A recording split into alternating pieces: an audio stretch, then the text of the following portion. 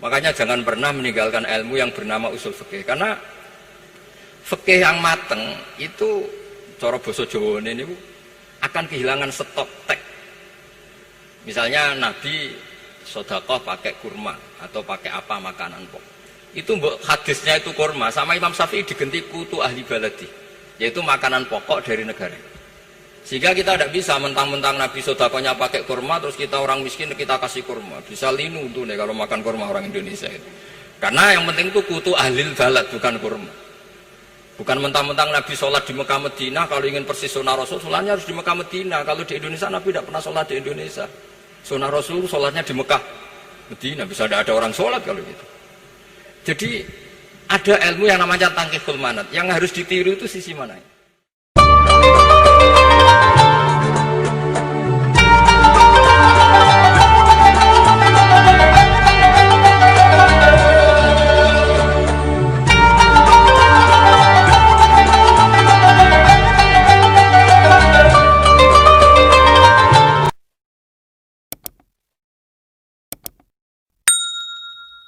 Bismillahirrahmanirrahim.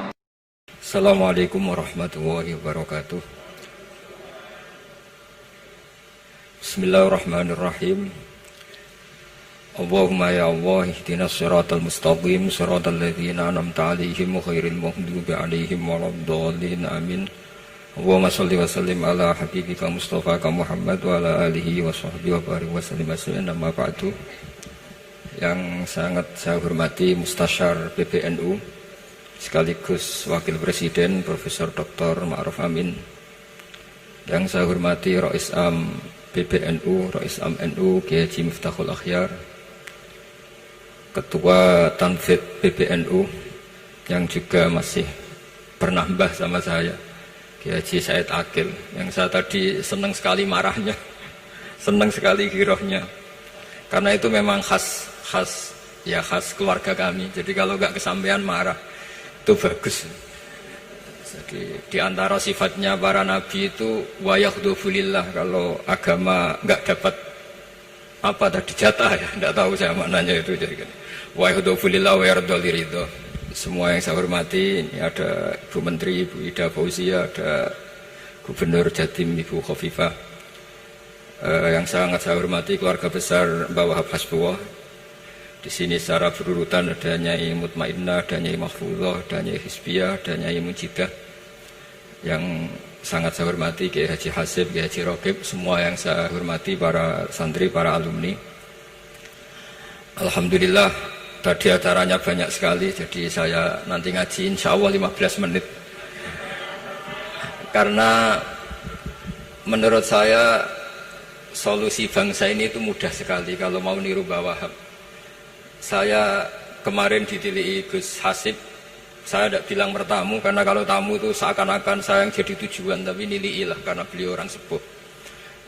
Kemudian beberapa hari dikasih paketan buku beliau tentang Mbah Wahab, buku dari beliau tentang Mbah Wahab. Tapi sebetulnya saya tahu banyak tentang Mbah Wahab tanpa buku itu, karena Mbah Maimun, guru saya, juga bapak saya, Kiai Haji Nur Salim sering cerita.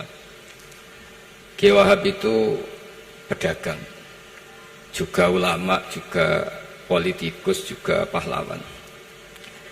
Kita sebetulnya melihat itu sederhana, hanya sederhana dalam pikiran ulama.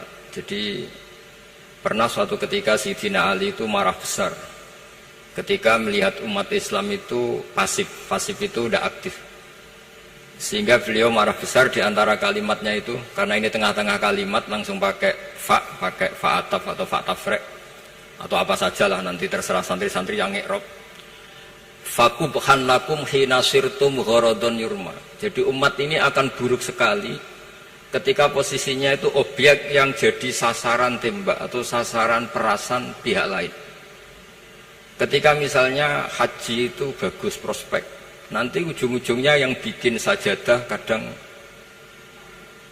orang sana, mau biang kubu sebelah, nanti sensitif secara politik.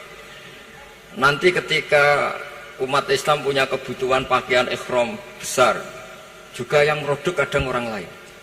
Begitu seterusnya, sehingga setiap kebutuhan kita pun yang produk itu orang lain. Sehingga Mbah Wahab berpikiran sampai impor mori, pas itu kain putih.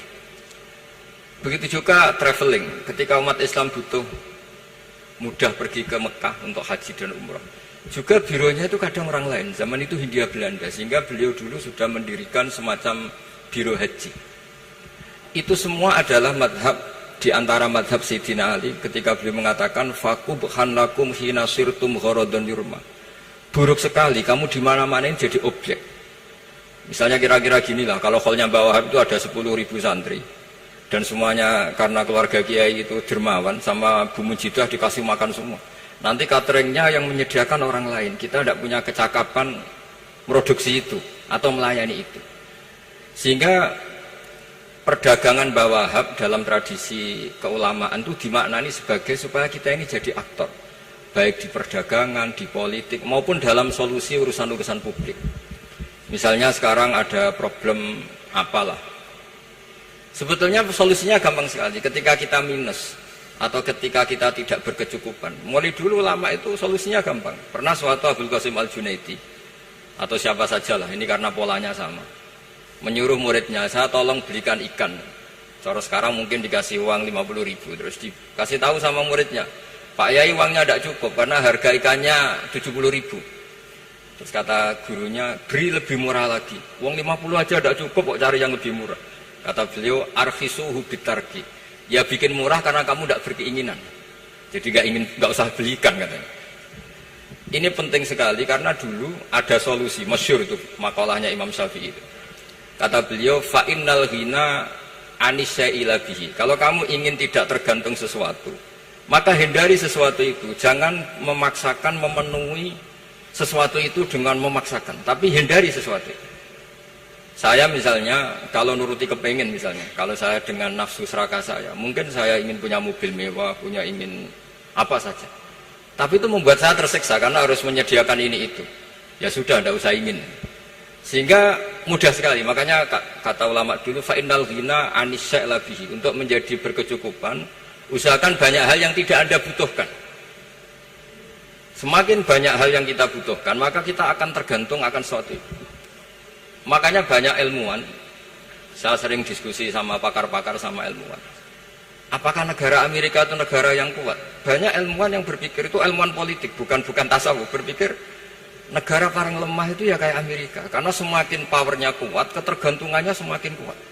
Untuk memenuhi kebutuhan listrik harus begini, untuk kebutuhan minyaknya harus ini. Semakin kita kuat, maka ketergantungan akan sesuatu semakin banyak. Jadi ibarat orang yang punya Alphard sama yang enggak, kayak mana ya? Kayak yang enggak, karena kebutuhannya ada banyak. Artinya dalam kondisi krisis, ulama masih punya solusi, yaitu al-ghina itu anisya'la bihi. Jadi usahakan ketercukupan itu karena menghindari kebutuhan-kebutuhan yang tidak primer, yang tidak prinsip. Bukan memaksakan semuanya terpenuhi. Karena kita ini ulama. Dulu ketika sebelum ada negara, belum ada TNI, itu ulama punya cara untuk melawan Belanda. Karena mereka terbiasa punya loyalis, punya muhibbin, punya ghirah, punya strategi.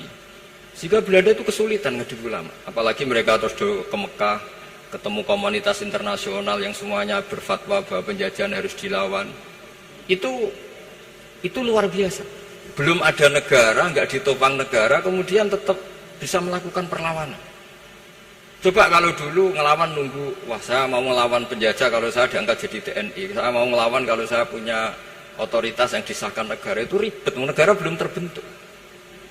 Makanya ini saya tidak akan ngaji lama-lama, tapi saya akan cerita khas Mbah Wahab sesuai riwayat yang saya dapatkan dari guru-guru kami, bahwa beliau tadi seperti yang dikatakan Pak Said, membina dan menyebarkan NU kemana-mana tanpa uang proposal. Nggak kebayang saat itu proposal kepada siapa, negara sendiri masih susah.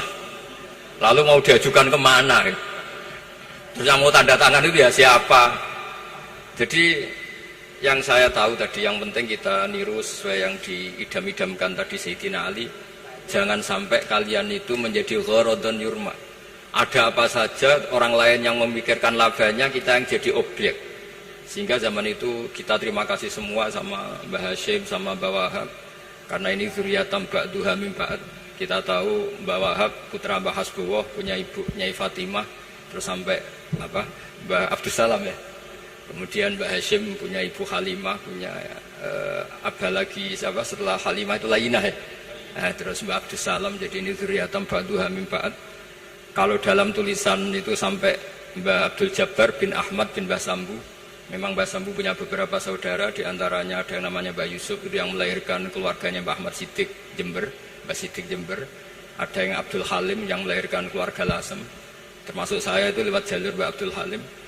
Jadi dzurriatan ba'duha min ba'd. Dulu semua orang zaman Rasulullah SAW itu dilatih jadi aktor, jadi subjek. Sehingga orang yang miskin pun ketika perang Tabuk, perang Dzatil Usrah itu semua menyumbang. Ada yang menyumbang emas yang nggak terkira, yaitu Sayyidina Utsman. Ada yang cerita, ya Rasulullah saat tadi malam buruh dan punya beras hanya 2 kilo, yang 1 kilo saya sumbangkan jenengan, yang 1 kilo saya pakai untuk keluarga kami. Sekarang logikanya sederhana, kalau orang miskin 3.000, pas itu anggap saja pasukannya misalnya 3.000. 3.000 nyumbang beras 1 kilo, itu artinya terdapat 3.000 kilo beras. Artinya apa? Orang Islam yang miskin membiayai dirinya sendiri untuk makan. Dan mereka adalah aktor heroik. Tapi kalau misalnya ini orang-orang miskin ini tidak mau urun rembuk, kemudian menjadi beban negara, maka yang harusnya dipakai senjata, dipakai beli sembako. Dulu zaman Nabi meskipun orang itu miskin, itu semuanya bersifat heroik. Sehingga perang Dzatil Usrah itu perang paling dikenang Al-Quran. Nah, efek dari ingin memberi adalah tidak tamak. Makanya kalau dalam kitab tasawuf, itu orang kikir itu gak dikritik. Yang dikritik orang tamak. Karena orang menvonis orang lain kikir itu pasti karena berkeinginan mendapat. Kalau tidak berkeinginan mendapat, maka orang lain tidak akan kamu vonis sebagai kikir. Andai kan kita semua ingin memberi sumbangan kepada Indonesia, maka kita tidak akan menvonis pemerintahan kita tidak becus ngurmat kita. Meskipun pemerintah tentu berkewajiban ngurmat orang-orang miskin itu tentu. Tapi andai kan semua orang miskin berpikir ingin menyumbang pemerintah, maka tidak akan menyalahkan pemerintah ketika faktanya nanti suatu saat atau kapan saja, semoga ini tidak terjadi, itu tidak mampu menyumbang.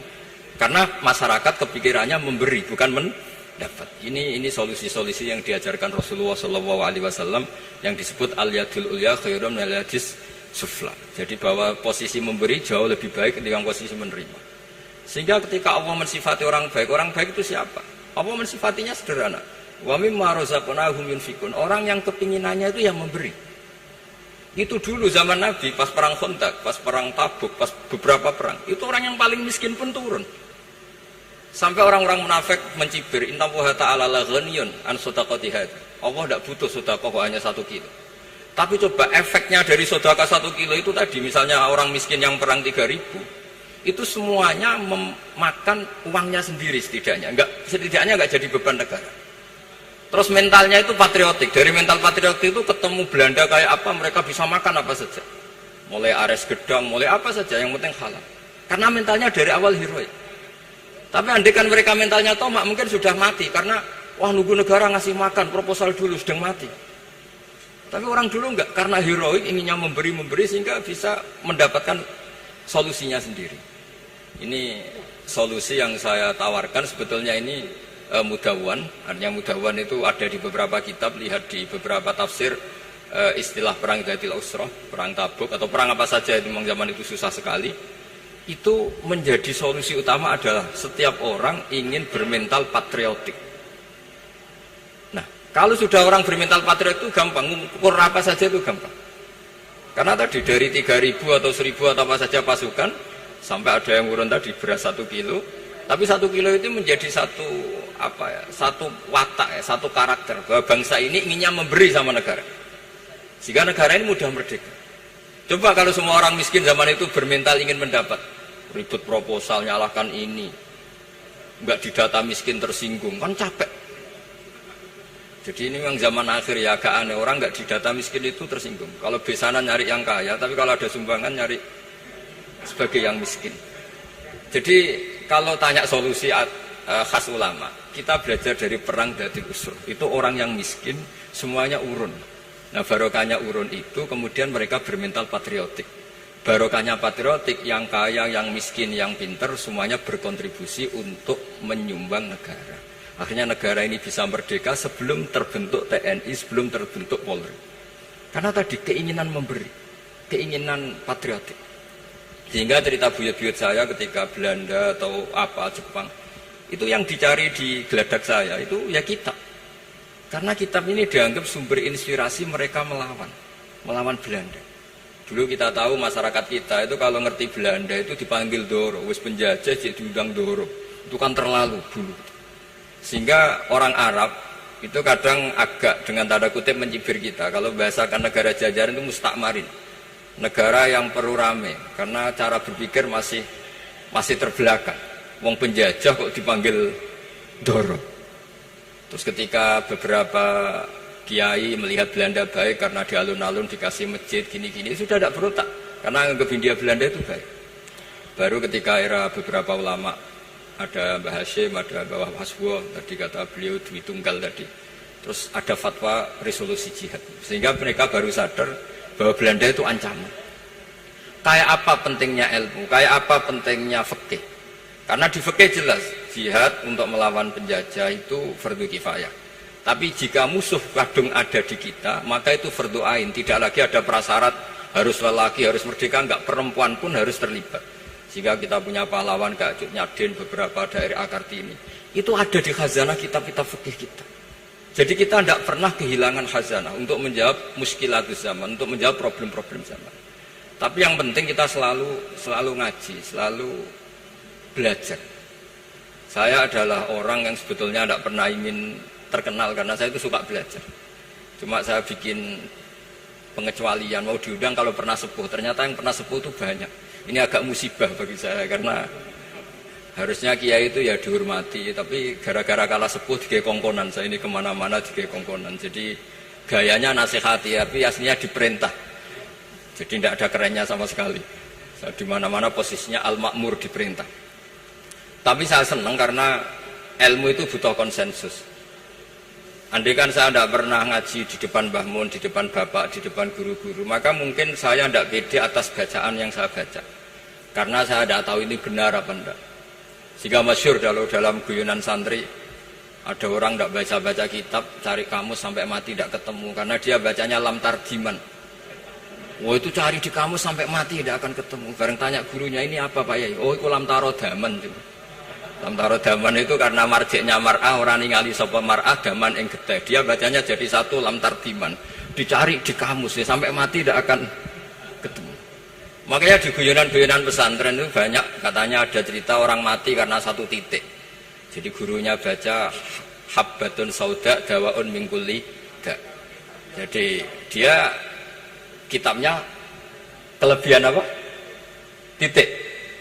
Jadi kelebihan titik dia bacanya itu hayatun sauda dawaun min kulli da. Nyari ular hitam, kobra, dipatuk mati, padahal sesuai resep kitabnya, karena kitabnya dia kelebihan titik hayatun sauda, artinya maknanya ular hitam, sementara tagnya mestinya habbatun sauda.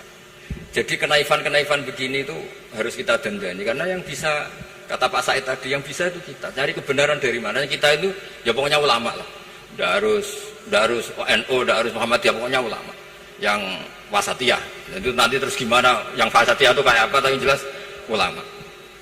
Karena dulu zaman, kalau kita fair secara sejarah, dulu ya Mbah Wahab ya dekat Mas Mansur, dulu Mbah Hashim ngaji sama Mbah Ahmad Dahlan, sama-sama di Mbah Soleh Darat, ketika di Mekah ya sama-sama ngaji di Syekh Khotim Minangkabau. Jadi kalau era beliau itu ya memang dulu perbedaan itu nggak ada masalah, karena perbedaan itu bawaan visi ya. Saya belajar usul fikih, di antara yang diceritakan di buku-buku Mbah Wahab, beliau itu ahli usul fikih. Sementara Ki Bisri itu suka fikih mateng. Sehingga memang ada perbedaan antara fikih mateng dan usul fikih. Saya beri satu contoh. Ini guyonan tapi nanti di usul fikih nanti kelihatan. Di usul fikih itu ada ilmu namanya tangkihul manat. Ketika Nabi sama-sama menyebut sesuatu, sebetulnya ada benang merah di situ, tidak sama persis. Misalnya begini. Ja'a a'rabiyun ila Rasulillah sallallahu alaihi wasallam. Faqala ya Rasulullah ahlaktu. Wa ma ahlakaka qal waqatu imraati fi nahari Ramadan. Ya Rasulullah, saya ini orang yang rusak karena saya berhubungan intim dengan istri saya di ketika Ramadan. Terus Nabi ngendikan, ya sudah kamu harus merdekakan budak, saya tidak punya ya Rasulullah. Ya sudah kamu puasa 2 bulan berturut-turut. Kata beliau, puasa baru sehari saja kecelakaan, apalagi 2 bulan. Karena kamu orang Arab lah, orang Arab itu, dia cerita ini di Arab itu. Terus, ya sudah kamu sedekah sama 60 orang miskin. Saya ini orang paling miskin. Susah kan menghadapi orang miskin seperti ini. Nah, pertanyaannya secara usul fikih, menurut mazhab Syafi'i, sanksi berat itu hanya untuk yang berhubungan suami istri. Sehingga kalau membatalkannya pakai rokok, pakai minum, pakai makan, tidak kena sanksi seberat itu. Masuk akal kan, karena memang hubungan suami istri dalam banyak hal, misalnya haji, itu ifsad, yang benar-benar ifsad, bisa merusak haji secara total. Tapi menurut Imam Malik, pikiran Imam Syafi'i itu dianggap aneh. Loh, ini hubungan suami istri itu statusnya mubah, sesuatu yang boleh. Maka semua hal yang boleh tapi merusak kehormatan Ramadan, maka ketentuannya sama. Yaitu misalnya nggak sakit, nggak apa, pagi-pagi nyate. Wah, itu kan melecehkan Ramadan, nggak sakit, nggak apa, kok pagi-pagi nyate. Perlu dicatat karena hubungan suami istri itu sesuatu yang boleh. Berarti kalau yang boleh merusak Ramadan hukumannya berat, makan yang statusnya boleh juga hukumannya berat.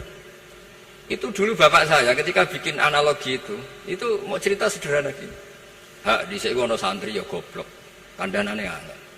Istrinya lapor ke kiainya. Pak Yai, santri jenengan kalau sama istri sering mukul itu nabok pakai tangan. Santrinya dipanggil kan alumni, kamu jangan sering mukul istri kamu gini-gini. Iya Pak Yai, njeh. Suatu saat 2 minggu istrinya lapor lagi, sekarang nggak nabok Pak Yai, nyaduk. Karena yang dilarang hanya nabok. Dipanggil Kiai, lo kamu katanya masih sering nyaduk istri kamu. Yang dilarang kan mukul, sekarang nyaduk. Kapan-kapan meludahi. Nah, artinya di usul fikih dijelaskan bahwa makna haramnya naboi adalah hurmatul idza, haramnya menyakiti. Maka nyaduk sama, meludahi sama, menerlantarkan sama. Itu dulu bahwa ahlinya bikin usul fikih seperti itu. Sehingga misalnya amar ma'ruf nahi mungkar, ketika beliau ditanya apakah perlu ikut kabinet gotong royong, tapi di situ banyak kelompok yang mungkin tidak cocok. Pikirannya kayak harus ikut, justru ikut benahi dari dalam.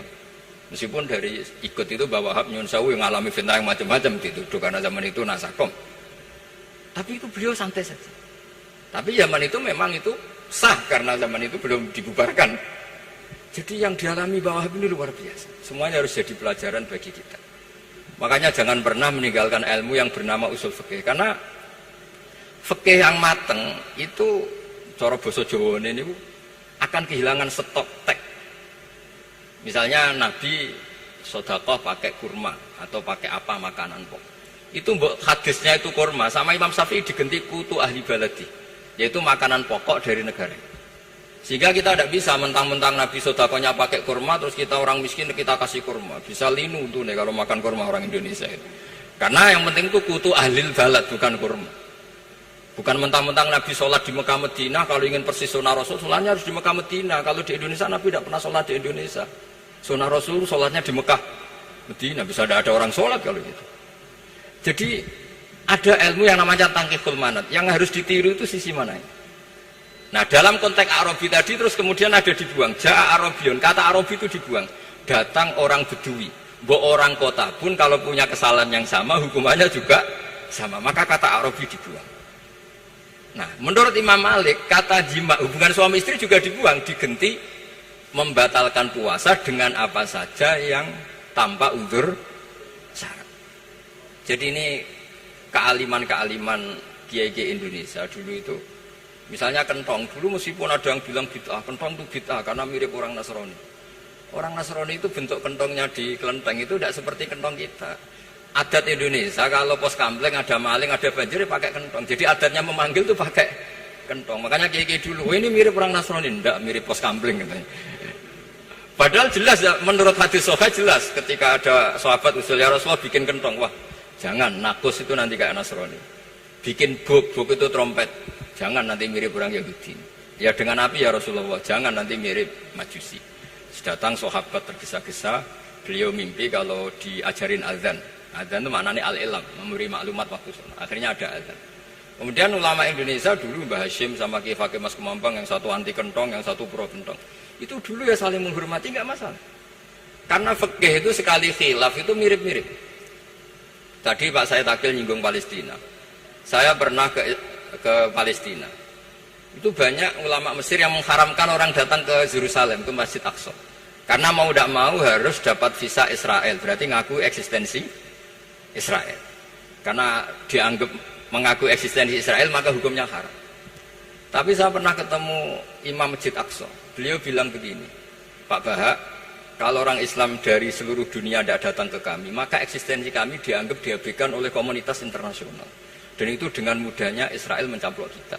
Sehingga separuh ulama Mesir juga mewajibkan yang mampu harus ke sana. Dengan cara itu Aqsa aman karena masih diperhatikan ulama atau komunitas internasional. Yang satu cara pandang ke sana berarti ngaku eksistensi Israel karena ada visa Israel.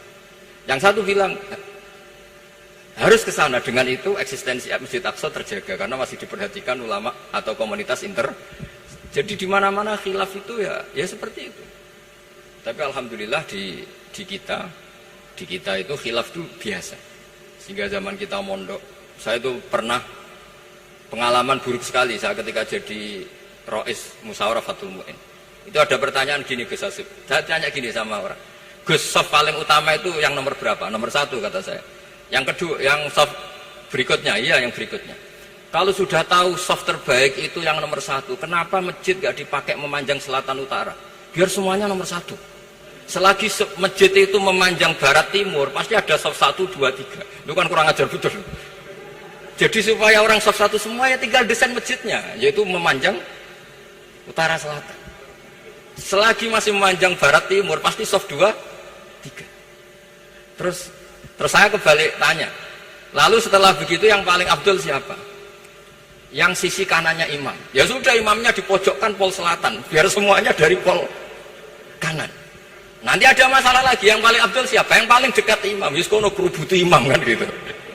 Jadi kalau nuruti fikih itu ya memang ilmu logika. Sehingga banyak orang jadi wali itu dari hasil ijtihadnya. Ada orang jadi wali karena sering sholat di shaf awal. Tapi ada wali pesaingnya justru jadi wali karena kalau sholat di belakang. Tapi tetap wali. Suatu saat dua wali ini ketemu. Loh, kamu kok wali? Padahal kalau sholat paling belakang. Saya tuh malu sama Allah. Kok kayak sok suci ya kok ngarep gitu. Jadi wali karena adab, bukan karena malas loh. Saya itu gak pede, saya saja kok sholat di depan. Maksudnya kok kepedean itu. Tapi tentu secara syariat tetap baik yang di depan. Ini saya bukan bela yang, kenapa saya cerita bela yang belakang, karena yang bela jarang gitu. Makanya saya, dan kebetulan saya kalau sholat ya sering di soft belakang. Tapi ini saya cerita betapa logika fikih itu khazanahnya banyak dan luas. Dan kita bicara usul fikih itu biasa. Kita belajar sama beberapa ulama. Saya berkali-kali cerita di mana-mana. Muhammad bin Hasan Asyibani itu mewajibkan ulama kaya, dan beliau kalau ngitung duit itu di kamar tamu, di ruang tamu. Sehingga santri ora kepikiran nyalami template. Kan cara wong Jawa kan meliting ngitung duit kok di ruang tamu. Tapi ternyata alasannya beliau masuk akal. Ben santri ku roh nak kiye di duit, jadi ora perlu kepikiran nyumbang gulu. Ya masuk akal. Tapi yang nyimpen duit ya masuk akal, wong duit kok dipamer-pamerno. Tapi yang pamer nggih monggo, nak niate ben wong Jawa ndak perlu berempati, nggak perlu sakit. Jika nggak butuh didata dapat BLT, mergo duitnya tidak kok. Ya, itu semuanya istihad. Assalamualaikum warahmatullahi wabarakatuh.